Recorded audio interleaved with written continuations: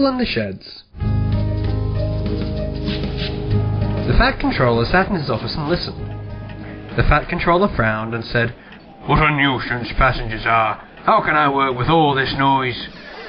The station master knocked and came in, looking worried. "There's trouble in the shed, sir. Henry's sulking, there's no train, and the passengers are saying what a bad railway this is." "Indeed," said the Fat Controller. "We cannot allow that. Will you quieten the passengers, please? I will go and speak with Henry." He found Henry, Gordon, and James looking sulky. "Come out, Henry," he said. "It's time your train's ready." "Henry's not going," interrupted Gordon rudely. "We won't shunt like common tank engines. We are important tender engines. You fetch our coaches and we will pull them. Tender engines don't shunt." And all three engines let off steam in a cheeky way. "Oh, indeed," said the Fat Controller severely. "We'll see about that. Engines on my railway do as they are told." He hurried away, climbed into his car, and drove to find Edward. "The yards have never been the same since Thomas left," he thought sadly. Edward was shunting.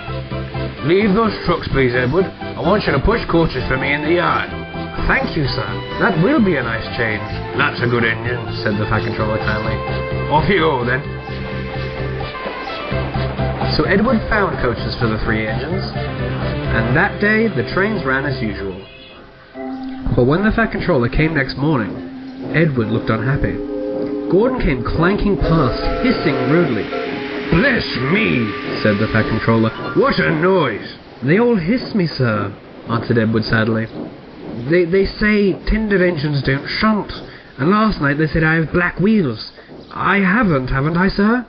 "No, Edward, you have nice blue ones, and I am proud of you. Tender engines do shunt. But all the same, you'd be happier in your own yard. We need a tank engine here." So he went to an engine workshop.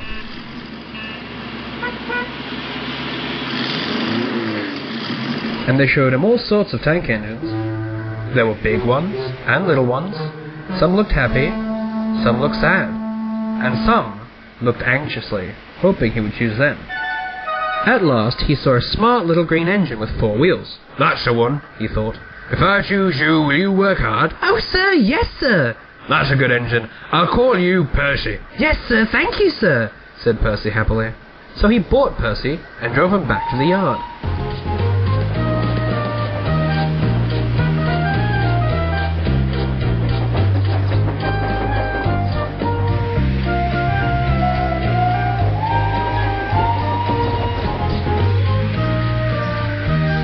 "Edward," he called, "here's Percy. Will you show him everything?" Percy soon learned what he had to do, and they had a happy afternoon. Once Henry came by, hissing as usual. Henry jumped and ran back to the shed. "How beautifully you wished him," laughed Edward. "I can't wish like that." "Oh," said Percy modestly, "that's nothing. You should hear them in the workshop. You have to wish loudly just to make yourself heard." Next morning, Thomas arrived. "The Fat Controller sent for me. I expect he wants help," he said importantly to Edward. Shh, here he comes." "Well done, Thomas, you've been quick. Listen, Henry and Gordon and James are sulking. They say they won't shunt like common tank engines, so I've shut them up. I want you both to run the line." "Common tank engines indeed," snorted Thomas. "We'll show them."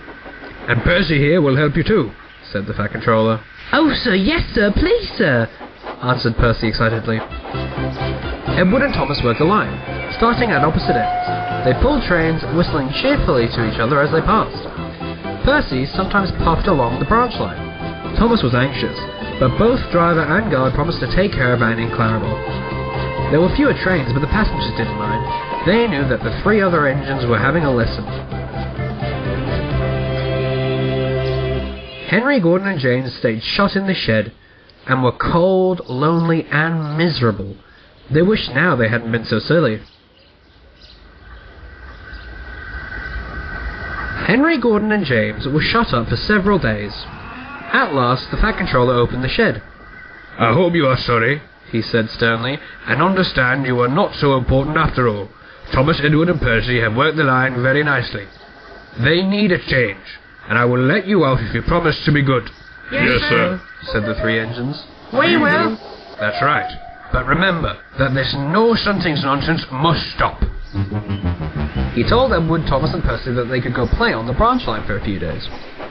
They ran off happily and found Annie and Clarabelle at the junction. The 2 coaches were pleased to see Thomas again, and he took them for a run at once. Edward and Percy played with trucks. "Stop, stop, stop!" screamed the trucks as they were pushed into their proper sidings. But the 2 engines laughed, and they went on shunting till the trucks were tidily arranged. Next, Edward took some empty trucks to the quarry, and Percy was left alone. Percy didn't mind a bit. He liked watching trains and being cheeky to the engines. "Hurry, hurry, hurry!" he would call to them. Gordon, Henry and James got very cross. After a while, he took some trucks over the main line to another siding. When they were tidy, he ran onto the main line again, and he waited for the signalman to set the points so that he could come cross back to the yard. Edward warned Percy, "Be careful on the main line, whistle to tell the signalman you are there." But Percy didn't remember to whistle, and the signalman was so busy he forgot Percy. The bell rang inside the signal box. The man answered, saying the line was clear, and he set the signals for the next train. Percy waited and waited. The points were still against him. He looked along the main line. "Beep, beep," he whistled in horror, for rushing straight towards him was Gordon with the express. "Boop, boop, boop, boop, boop, boop," whistled Gordon. His driver shut off steam and applied the brakes. Percy's driver turned back on full steam. "Back, Percy, back!" he urged, but Percy's wheels wouldn't turn quickly. Gordon was coming so fast that it seemed he couldn't stop. With shut eyes, Percy waited for the crash. His driving fireman jumped clear. "Oh!" groaned Gordon. "Get out of my way!" Percy opened his eyes. Gordon had stopped with Percy's bumpers a few inches from his own, but Percy had begun to move. "I won't stay here! I'll run away!" he puffed. He was soon clear of the station and running as fast as he could. He went through Edward Station whistling loudly. He was so frightened that he ran right up Gordon's hill without stopping. He was tired then and wanted to stop, but he couldn't. He had no driver to shut off steam and apply the brakes. "I shall have to run on till my wheels wear out," he thought sadly. Oh dear, I want to stop, I want to stop," he puffed in a tired sort of way. He passed the signal box. "I know what you want, little Percy," called the man kindly.